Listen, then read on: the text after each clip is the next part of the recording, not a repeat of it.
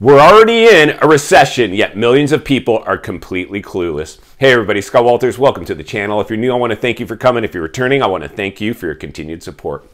Before we get into today's red hot topic, I'm going to politely ask you to give the video a like, subscribe to the channel, leave a comment below. I would love to hear from you. Please watch to the end for my final thought and hit the bell icon so you're notified when new videos are released. It's very important to stay close to the channel in these very, very tricky times.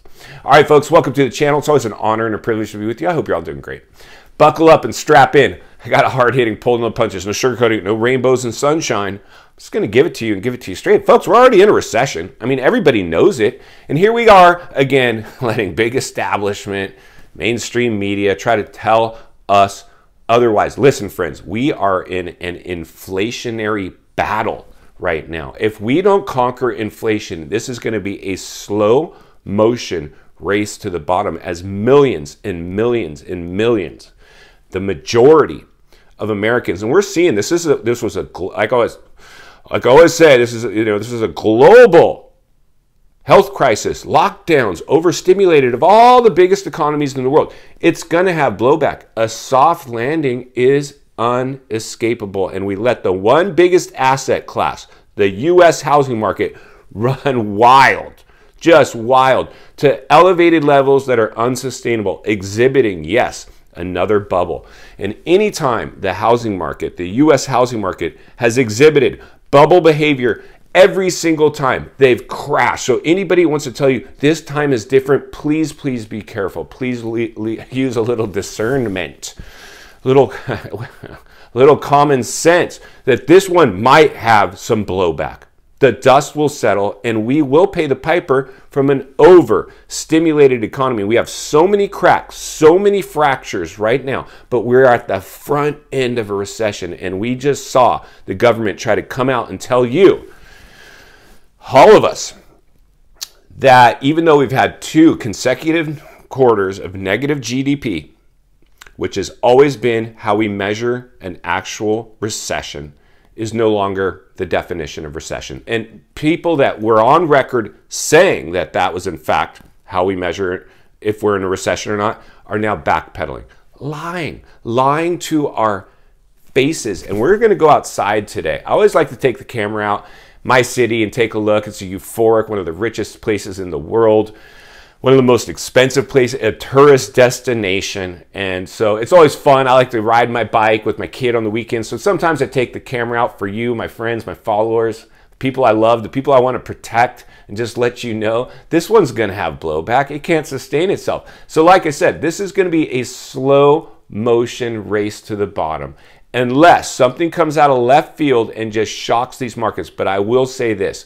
The markets are already being shocked with the minimal interest rate hikes that we've already had, and more are coming, and we're not even close to getting interest rates where they need to be to actually fight inflation. We are a long, long way away. So if we continue to just delay the inevitable and kick the can down the road and just do these teaser little minor interest rate hikes, we're never going to take a bite out of inflation. They're just going to try to get you used to, and me used to, paying more and getting less for life. That is their goal. That is their 100% goal, unless there's some sinister plan going on where they're trying to just manipulate the markets however they can, and there's some master plan. But like I always say, I like to get out of the problem and in the solution. Forward thinking, critical thinking, acknowledging the elephant in the room, hoping for the best, preparing for the worst, hoping we come out somewhere in the middle. Because the thing is, friends, like I always say, if we can at least acknowledge the fact that this was an overstimulated economy,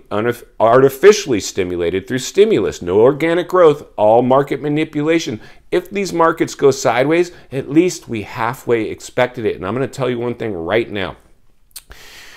The mortgage industry is in massive, massive trouble, and mortgages are the backbone of our banking system. The banking system goes down, it's going to have massive blowback. And we've already seen banks are panicking. Big tech are doing layoffs. The front end of a recession. So today, let's get outside, take a look. It's a beautiful day out there.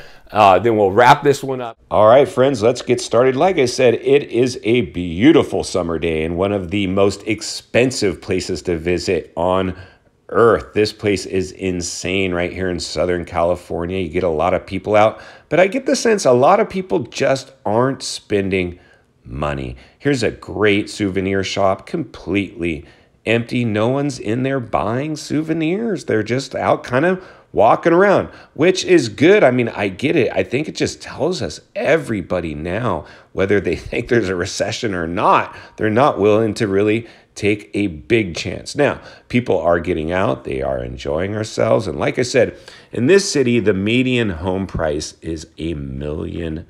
You can't even get a mobile home here for $500,000. Now that, my friends, is insane. So most of these people just travel in, get a look at how the other side lives, how people are living in a place like this, and just walking around, checking it out. It is a great place. There's no denying that. But one of the things that you just can't deny is people just aren't spending money. Here's a place where you can rent something, get on a ferry. It's usually a line down the street to get on that thing. It's empty as well.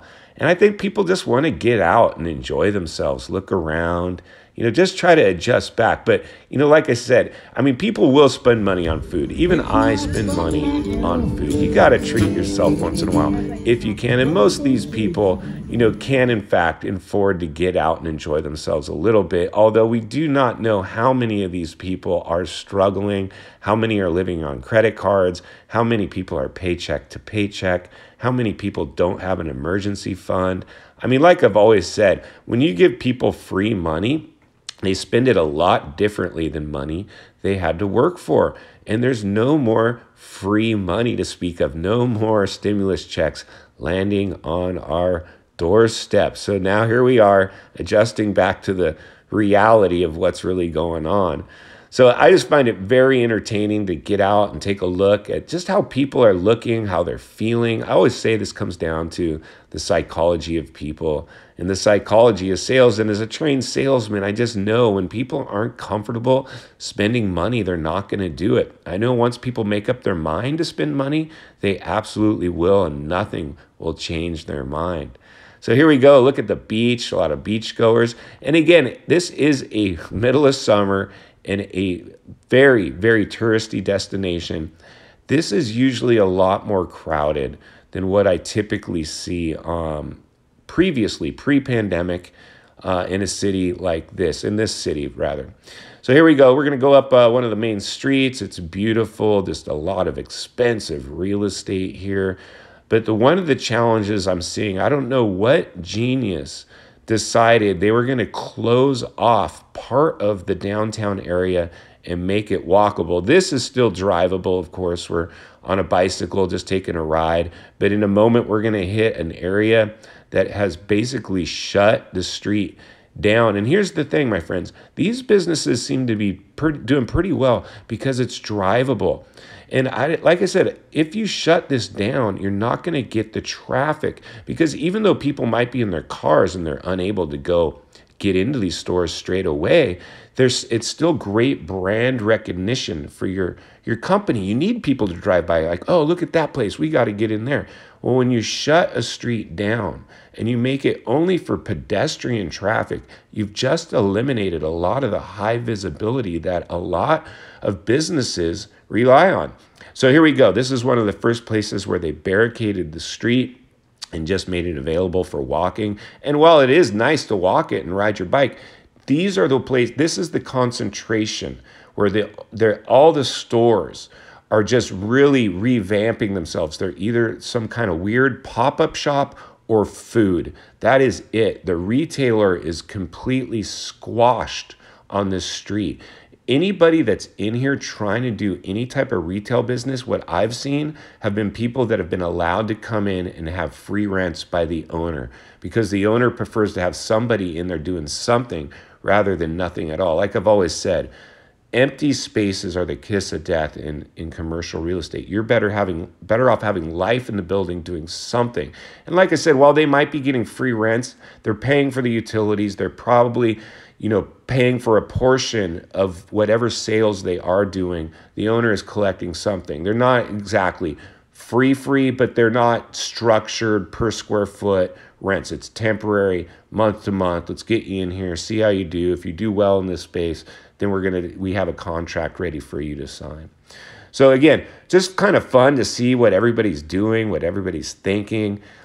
Just getting out and people watching is always one of our favorite things to do, especially when you can get to one of these areas that are in these high dollar districts. And Southern California is such a beautiful place. And even though the state is doing a lot of things wrong, I believe, and like shutting down, I believe, these streets to car traffic is just catastrophic. Back when we had cars driving up and down these streets, these stores were doing much better. I believe they have to open this back up again. I don't know if they will. There is so much red tape and people that have their hands in the cookie jar right now, just trying to interfere or think they have a better solution. Listen, friends, we need to go back and do what worked previously. Like I've always said, if it's not broke, don't fix it. Everybody's now trying to adjust to some new way of life. But the reality is we need to get back to the old way of life. The old way of life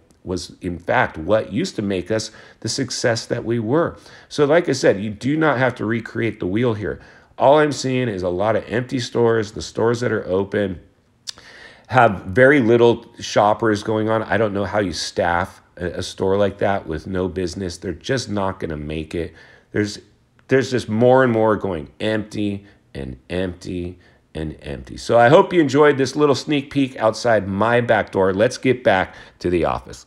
Welcome back. That was a lot of fun taking a look on what's going on. So I really enjoy getting out there and just watching people. And you know, one of the things that's funny is that like retail was already in massive trouble pre-pandemic due to e-commerce and online and big, you know, Amazon's just taking the retail sector out.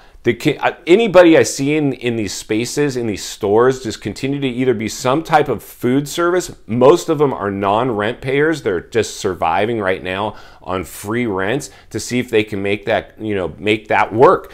The reality is this is what happens in a recession. This is the deal. We have to really prepare ourselves and understand many people have no idea what's coming. Like I've always said, this one has to have some blowback. The dust will settle. You can't have a global crisis, a lockdown, an overstimulated economy that continues to be mismanaged by our current administration in a way that's going to basically just be insane for so many people. This is really serious stuff. I really want to remind you, in the most recent recession that I lived through firsthand, the 2008 financial crisis, the Great Recession, this is what it looked like then too. Actually, it looks a lot worse now for me personally, because I see people, you know, they just don't trust what's going on out there. But a lot of people are in fact asleep at the wheel, out there spending money like everything's normal. A lot of people aren't in touch with the real world the way we are at this channel, you know, having hard conversations, but worthwhile conversations. Because like I said, if you halfway expect something,